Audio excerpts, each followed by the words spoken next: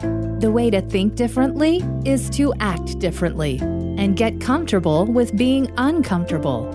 Welcome to the Unlearn Podcast, where host Barry O'Reilly seeks to synthesize the superpowers of extraordinary individuals into actionable strategies you can use to think big, start small, and learn fast, and find your edge with excellence. Here's your host, Barry O'Reilly.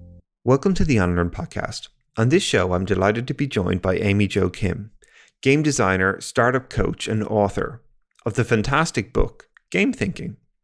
Now, game thinking is a proven innovation system trusted by game studios, startups, and global brands. Amy Jo was actually on the early design teams of games such as Rock Bands and The Sims. She helped companies like Netflix and eBay find their customers to help them scale to the businesses they are today. She's all about distilling the habits of high-producing teams into step-by-step systems so they can innovate faster, 10x their experiments, and find product-market fit fast. So what is game thinking, and what can it do for you? How much time can it save you? How much faster can it help you reach your goals?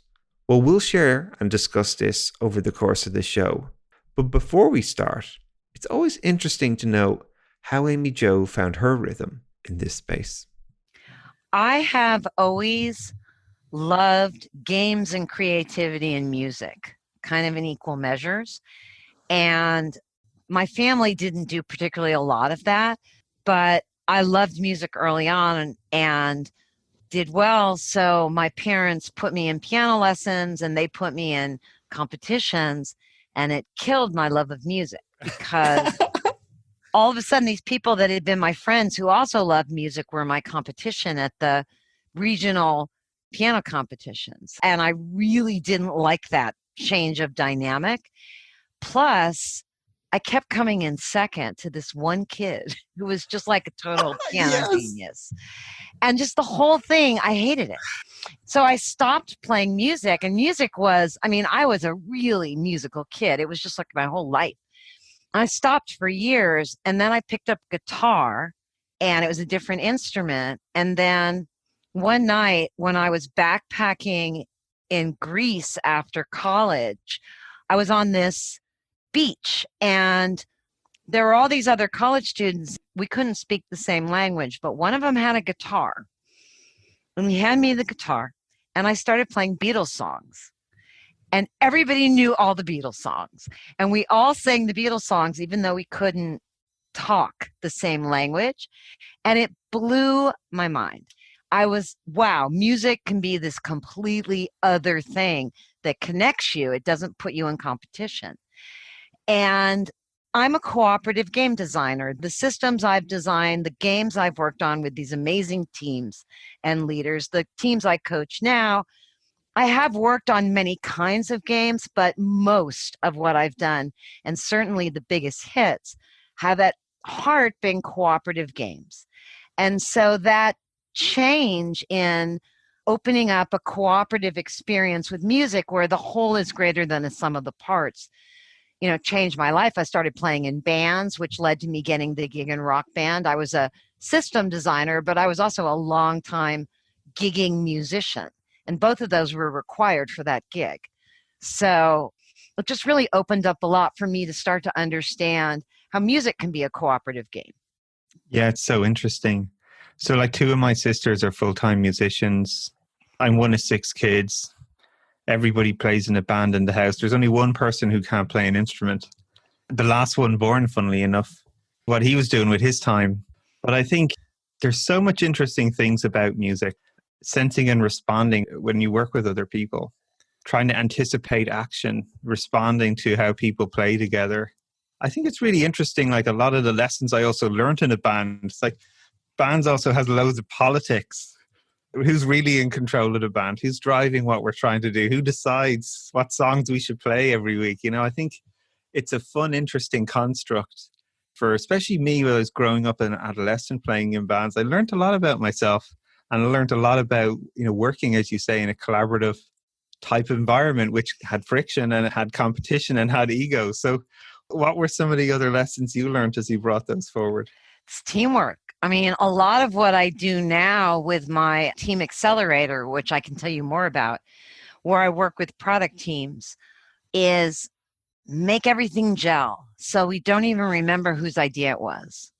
We just are getting the work done in a really focused yet creative way. And I learned that in bands. I watched band leaders.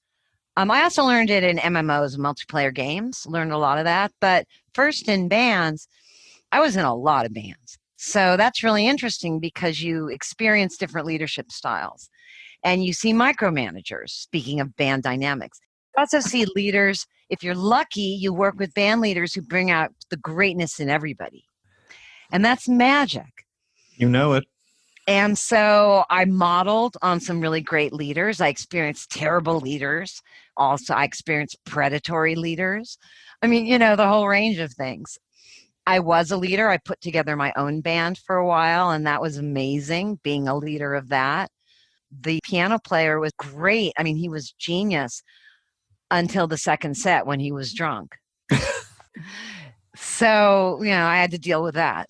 I love it. Yeah. And I always think it's funny, especially in the worlds we all operate in, the more I meet people, I find out more musicians, right? So I had Eric Rees on the podcast and we recorded it in his house, in his band room. And we were sitting there like looking at all his different instruments and how he never gets to play. And Jeff Galtef is another one. He's an amazing piano player as well.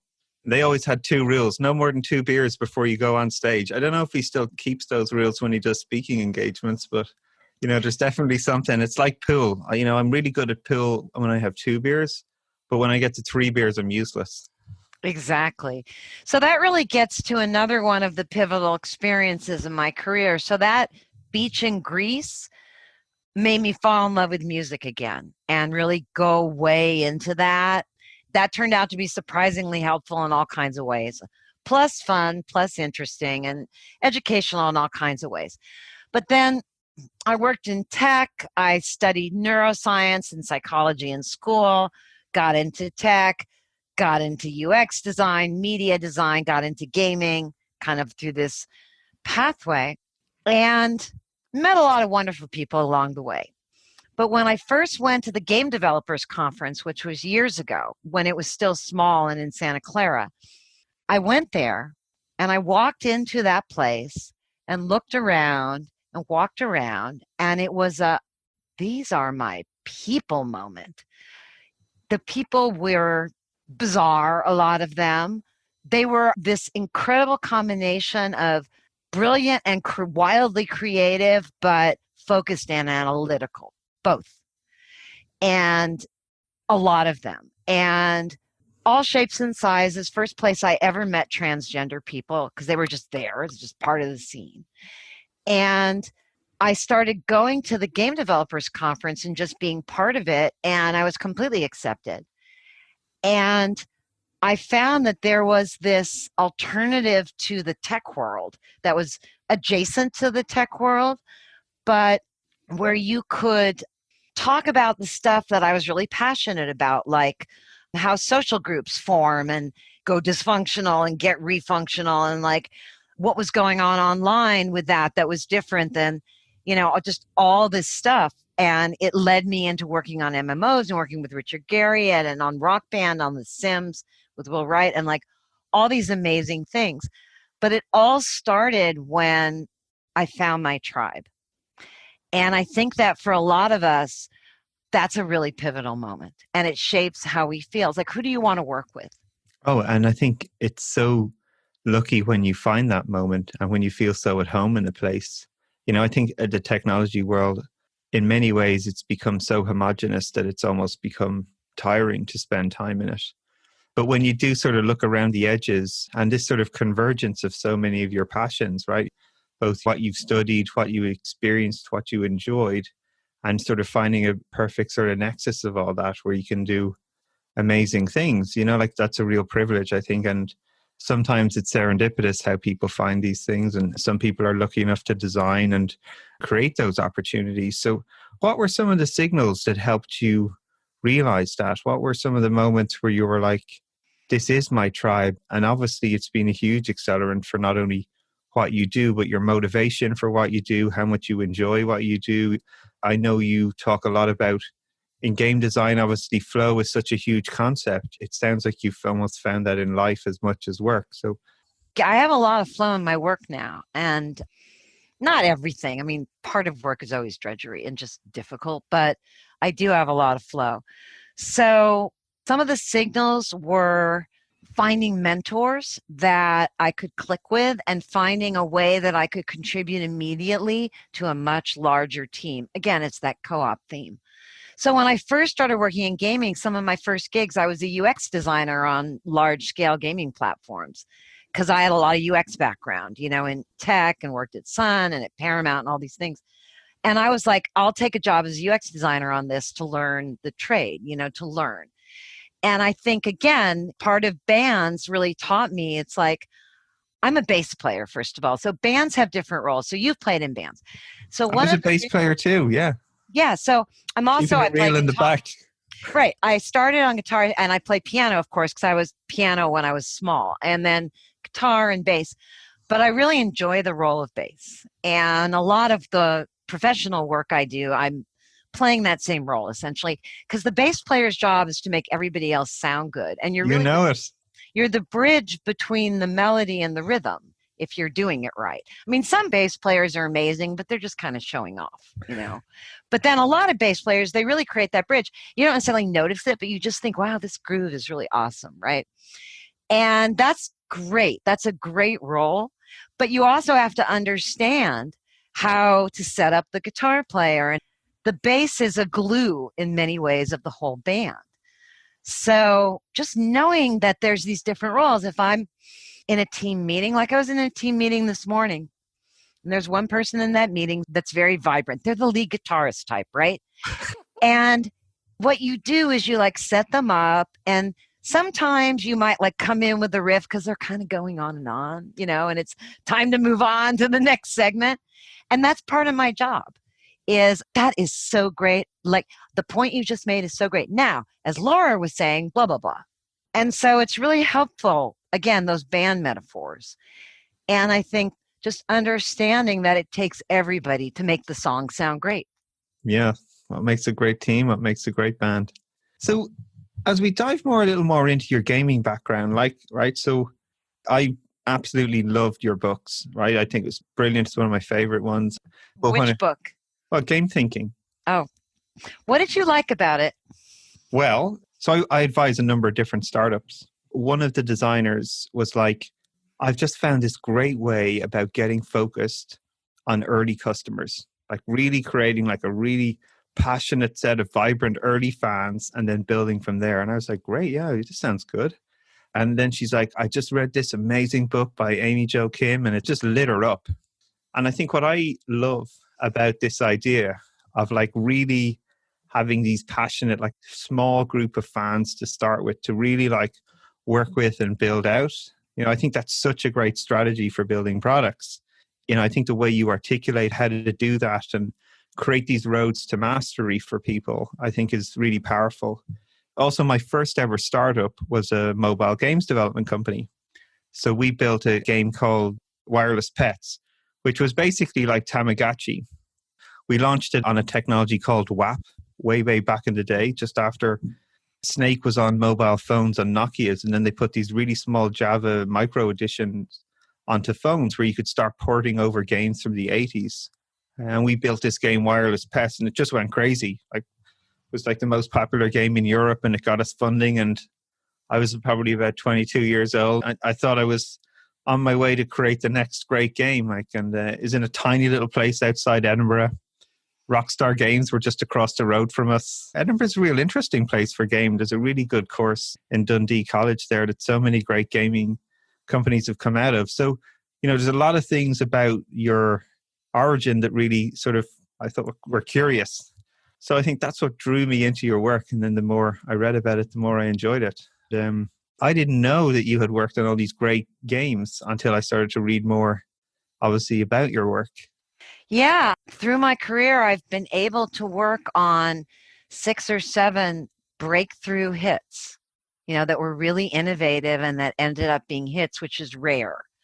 And then I've also worked on dozens of not hits. You know it. And the patterns are really what I'm bringing with the game thinking methodology. It's not a guarantee, but the stuff about the early customers is counterintuitive to a lot of people. And also I've seen people give it lip service and then not execute it.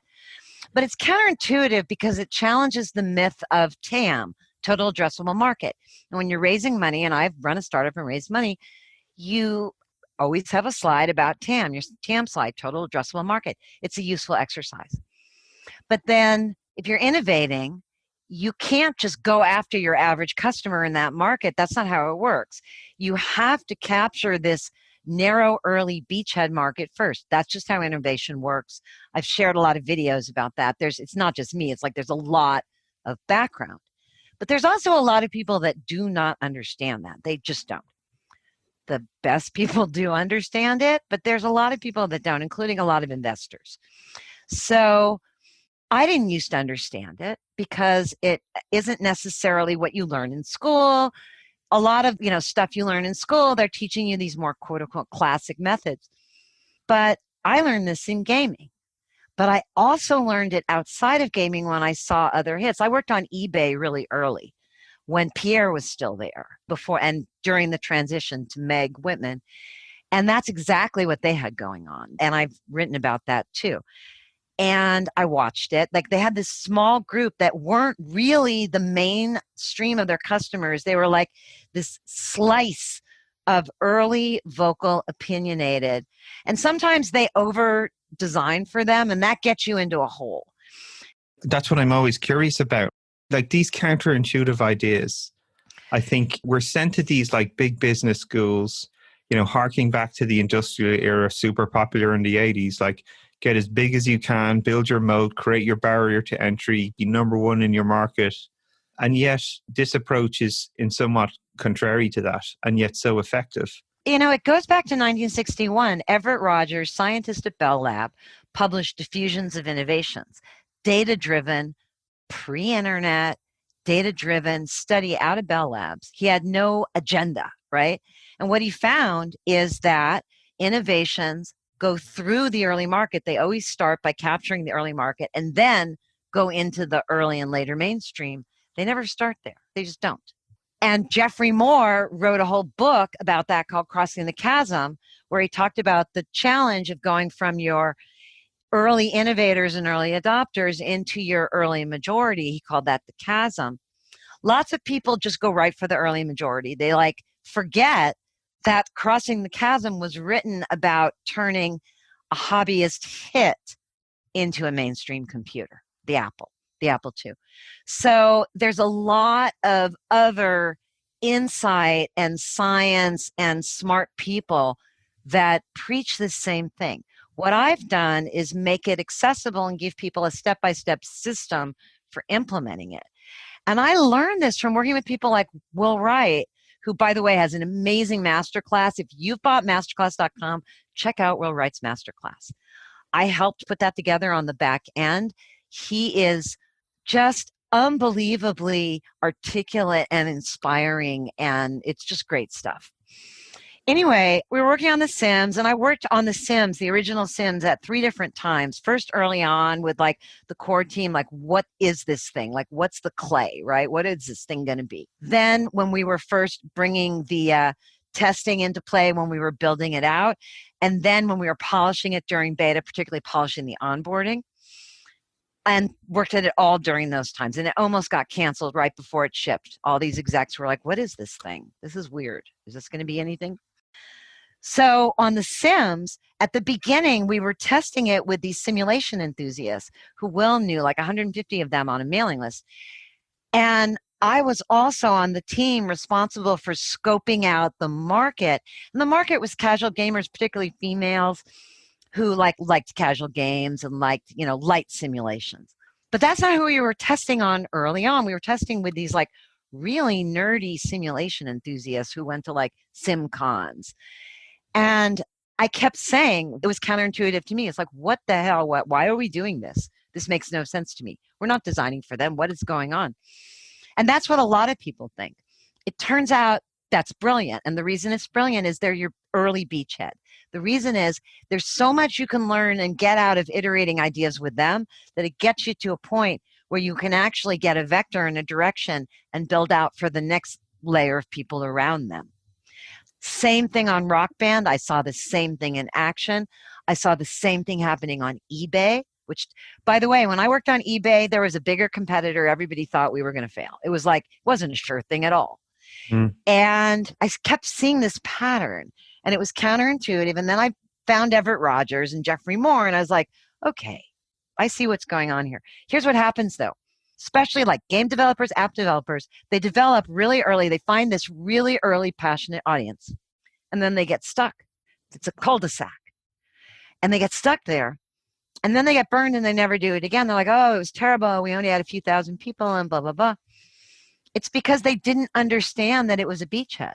And once you understand that, instead of like the whole city, right, like the whole land, you take very different strategies. So how do you recognize those transition points? I think is really key. You plan for them and you iterate toward them, but you also respond to the market. So how do you create the framework to make those decisions, Amy Jo? Would you be defining those outcomes in advance? Would you have signals you'd be looking for, indicators? Like what are some of the senses that help you know what do we need to plan for, one, but then how do we adapt the plan when we start to move? One of the great experiences I had was working with Netflix when they were bringing their service to life. They were doing very well with DVDs. They had their service. They had the basic ratings. But there was a lot of drop-off. It was still pretty new, figuring out who's the core audience, what are we doing?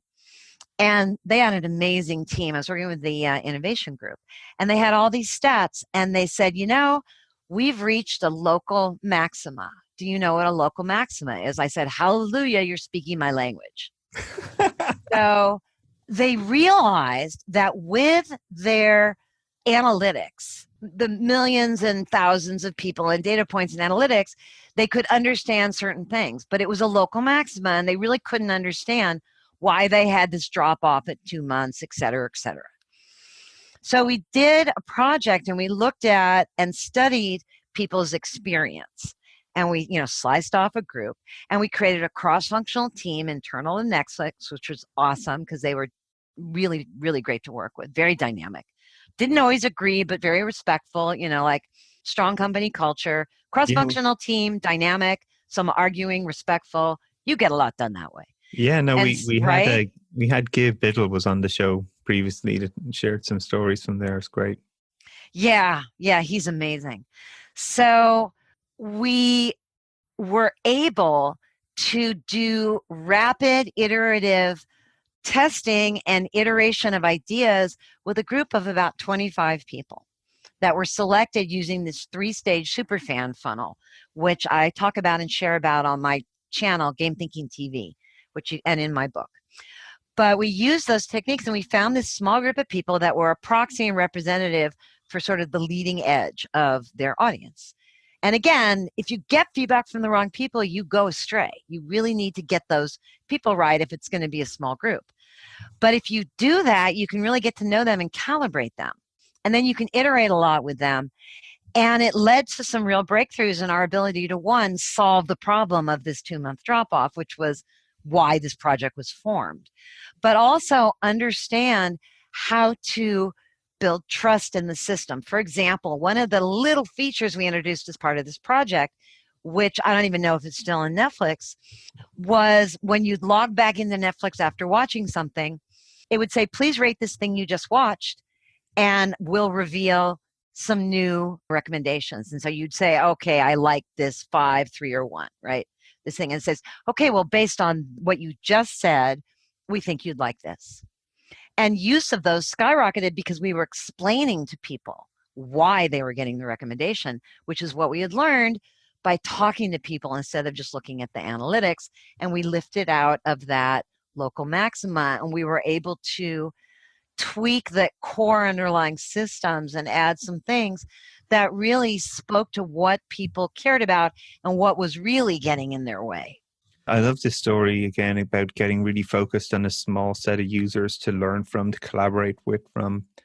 How do you decide how to slice those people out? What are some of the areas that you look for, characteristics, when you're trying to create that slice of customer segment or group that you're going to work with to try and create these ideas and test with? Well, there's different ways to do it. Sometimes on a project, the client already has a pretty good idea, and there's a really specific reason why there's a slice of their market that represents their future, right? In which case, for instance, I worked with a company in Europe that had a free tool with some sort of premium level that had a lot of teachers and students were using, and they pivoted to business tool for business model reasons.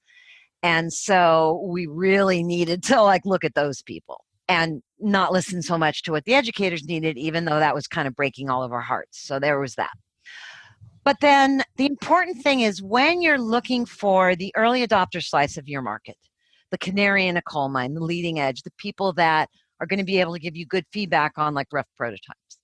When you're looking for those people, there's 3 qualities that you want them to have. 1, they actually have the problem that your idea solves, your product solves. They really have it. 2, they know they have it. It's top of mind. They don't need to be convinced. One of the biggest differences that'll help you tell the difference between an early adopter and early majority is that early adopter feels that pain point so bad, they don't need convincing. If it might help, they'll try it. Yeah. That's Early great. majority, they want social proof. They want to know who else is using it. Then they get interested. Key difference. So that's a hot tip. Took me a while to learn that one.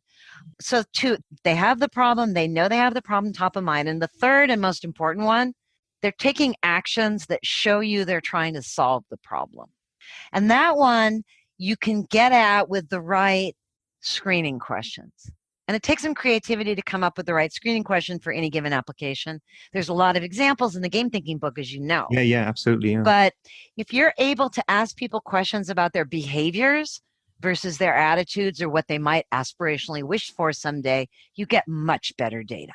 All right, now this is my jam. Love diving into behaviors and looking for leading behaviors that will help actually people perform the actions we want. Because this is the fun part of game design. All these great tools, they can be used for good and they can be used for, let's just say, not so much good, right? Driving specific behavior. We're designing interactions to make people perform behaviors that we want, right? So here's the thing. A lot of people think game design is about driving behaviors, tracking and driving behaviors. And for some people, in the way they design it is, because there's a lot of different kinds of game designers, just like there's lots of kinds of movie directors, right? But the best game designers, that's not how they design. They don't drive and track behaviors. They create an experience and a journey. And then they use mechanics and things like that to deliver the journey. It's from thinking about tracking and driving behaviors to thinking about empowering a customer to take this really compelling journey. It's that somewhat counterintuitive shift that's the core difference between gamification and game thinking. I really like that, actually. And maybe this is a bad analogy, but how it makes me think when you say that, it's about when people launch companies for a purpose to help people's lives be better, impact society in a positive way, versus those who launch for stakeholder or shareholder value. Maybe that's a naive statement, but what do you think? Absolutely. I think there's a lot of analogies. And some of this, goes right back to my psych background and intrinsic versus extrinsic motivations and rewards. There's a whole area of psych that's called operant conditioning, which is all about shaping behavior with extrinsic rewards. Muriel's book is largely about that. The Power of Habit's largely about that. BJ Fogg gets much more nuanced. He knows people that really are expert behavioral scientists understand that operant conditioning and shaping behavior with rewards backfires. Only a and matter so of a lot time. of people that experience game mechanics or gamification, for the first time, including myself. I've been through this myself. I'm very empathetic. You try it and you see your stats go up and you look at your analytics and they go up, like those Netflix people, right? And you're like, I've got the silver bullet. This is awesome. Boom, boom, boom. And then you notice that there's this 6-week, 8-week drop off. And no matter what, you can't figure out how to fix it. And that's where you go, well, this approach actually seems to deliver a short-term lift, but not the long-term engagement we're looking for. So you hit on a theme that I really wanted to talk to you specifically about. because I think these notions you've mentioned about techniques that have become very popularized in Silicon Valley, especially by the work of James Clear and Nir Eyal with extrinsic motivators for rewards. This idea of tapping into intrinsic motivation, which again, I think is a nice delineation towards game thinking. Tell us a little bit more about that. Help the listener understand about how to start to really design for intrinsic motivation, because I think it's such a subtle but powerful concept in this realm. Well, step one is understanding that the best use of any game mechanics or progression mechanics is to support a journey, that they then in and of themselves have no inherent value. And just understanding that, a lot of people understand that the hard way by spending a lot of money and, buying a gamification platform or something. When they're used well, they can be great. Look at Duolingo. People say, well, what about Duolingo? Duolingo has an incredibly well-tuned content progression that underlies that entire game. And the structure of the activities is really tuned and excellent. Those game mechanics support your journey. That's why they work. And so that's step one, is to understand that. And step two is honestly, watch my free videos, go buy my book, because I give you where's the framework of how to build a coherent and engagement driving customer journey. I'm giving you the framework. I've developed a framework. Why? Because it's really hard to do and it's really powerful. And I've synthesized frameworks I learned in gaming that really apply to multiplayer combat games, but don't apply so well to social products on the larger web. So I've simplified and synthesized things that I learned from gaming and also just from trial and error. So a couple of tips. One is hold back on the mechanics, do that later. Two is map out your hypotheses about discovery, onboarding, habit building, and mastery. Think about your customer's experience as a journey to who they want to become, a journey to becoming more X than they are now, an emotional journey from, anxiety to calm, from worried to excited, from whatever it is. Again, a lot of game design is these layered emotional arcs and journeys. That applies to product design too. So Slack has a really good core journey and no gamification, thank goodness. And I've shared a lot of videos. Again, if you go to my channel, you can see that. So think of the core journey and ask yourself, what does interacting with my experience, my product, my service, my whatever, how does that transform the person who's using it? How do they want to be transformed? It doesn't even have to be a big deal. It can be knowledge. It can be relationships. It can be sense of confidence. It can be, all different kinds of things. But if you think about creating a product that gets better as the customer becomes more skilled, you'll be really getting to the heart of it rather than manipulating and shaping behavior. Yeah, and I really love this intent. And I think it's, again, one of the things I really enjoy about your work. When you talk about this idea of character transformation, it's a personal transformation. It's taking people on this journey to be the best that they can be.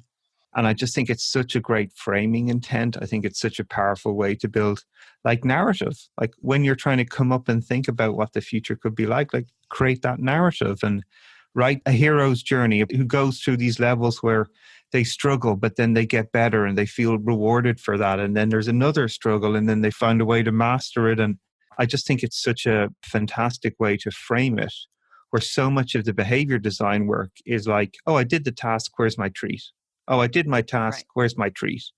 Oh, look, and it takes away, I think, so much of this ideas that I think are really great about your work, and the way you describe it is it's about intrinsic motivation. It's about helping the person become the best that they can be. It's helping them recognize they're going to have struggle. Struggle is part of the journey. No journey is all easy. All the best things we do in life require us to test our character, to cultivate skills and behaviors in ourselves that we don't have, to grow as individuals. And I think that's true in life as is true in game design. And I think, not enough people remember those essence of what that's about. And it's certainly what I enjoy about when you talk about it and explain it to people is like you're designing from that intent. And I think we need to hear more people talk about that.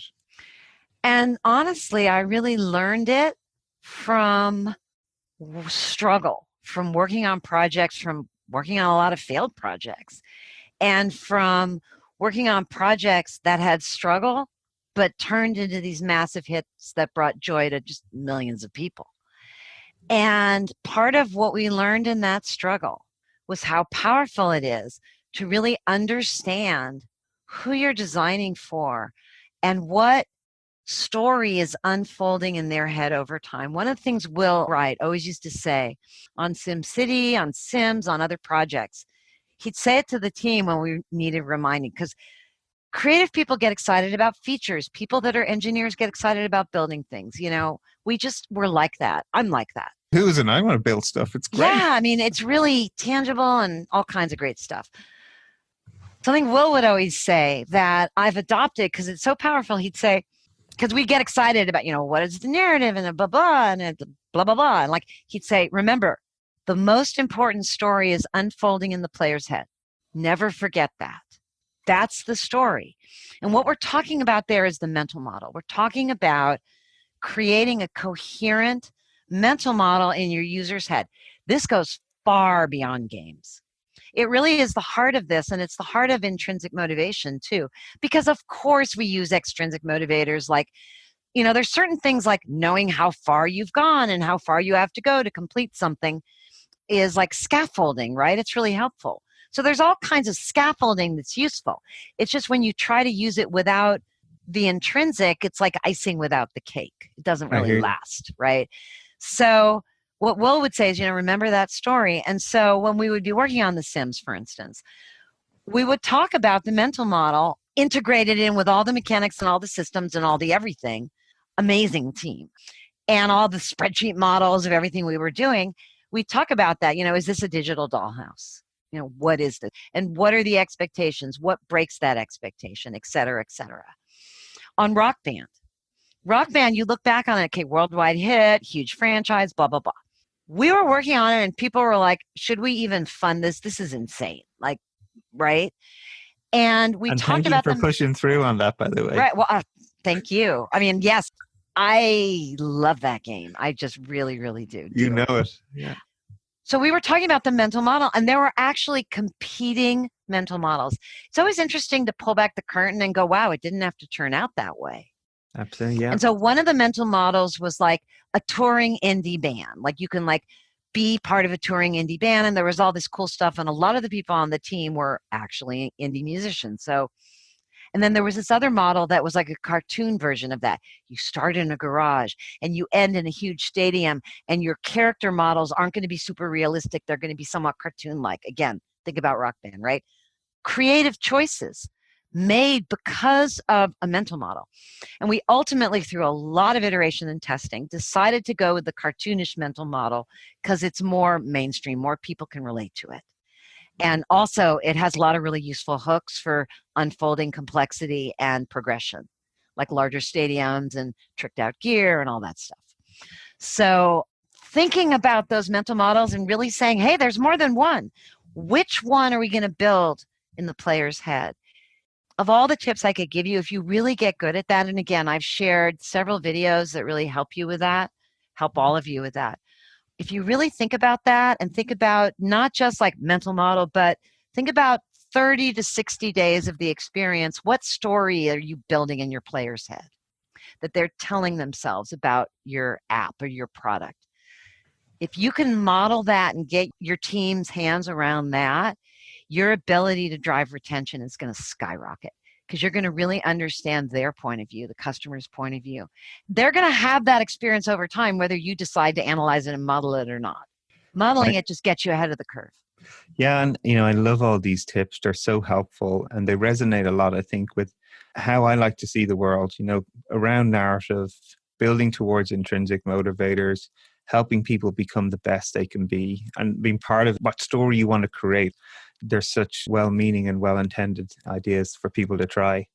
So Looking ahead then, what are you most excited about in the industry and what you're working on? What are some of the breakthrough spaces for you? I'm really excited about the explosion of creativity that's being unleashed as we all shelter in place and deal with this pandemic and all of the dynamics going on around it.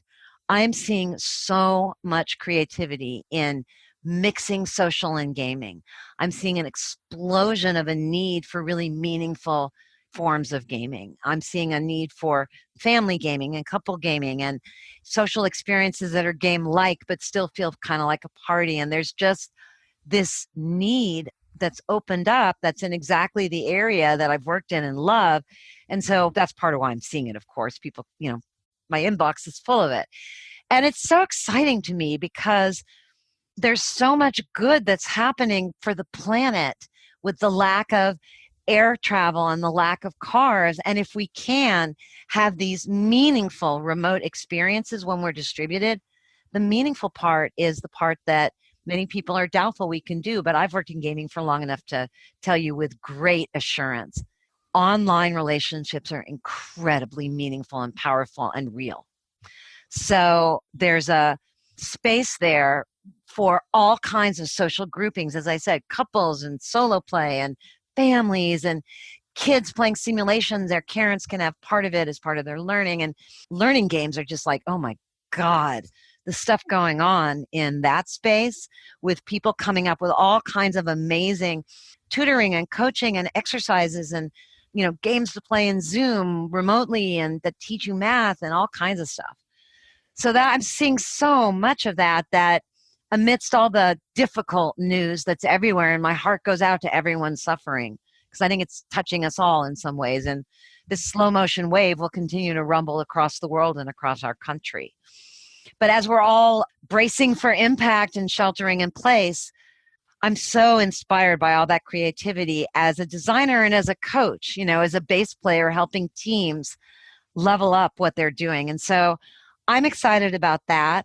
We have some openings coming up. We have a Team Accelerator where we work with game studios, startup teams, and global brands like Disney and Shiseido and Tesla and Google to level up their innovation practices. And we have some openings in that coming up in May. If you go to gamethinking.io, you can look at our programs and learn about that and apply. Super excited about that. We also have a short boot camp coming up in May that will be a toe in the ocean for people that would love to do that, but it's a little out of your reach. So I took my business online 10 years ago, and for the last 3 years, it's been online only, including with people that are 20 minutes down the road here in Silicon Valley. And the reason I do that is I believe in it. I have kids. I find that we can actually do better work. I find that with the right tools and practices, working online can be your strategic advantage. You know it. So we've developed those practices and tools and templates, and we deliver those in our practices and our programs, and I have never been busier. And I'm really thrilled to be able to help people make the leap and have to not make all the mistakes I did and really immediately get work done with a distributed team. The teams we're working with right now in our accelerator, every week they tell me this is their lifeline, that the place they're getting the most work done right now is on our projects because everything is online native. Well, I'm excited to see the kind of things that you do. I think this world, like every situation, brings new opportunity. I think, you're perfectly poised to really make the most of this. I think I'm looking forward to see what you continue to write and share. And you're so liberal with what you share with everybody. So thank you very much for doing that. And it's been a pleasure to have you on the show. Thanks very much for giving us your time and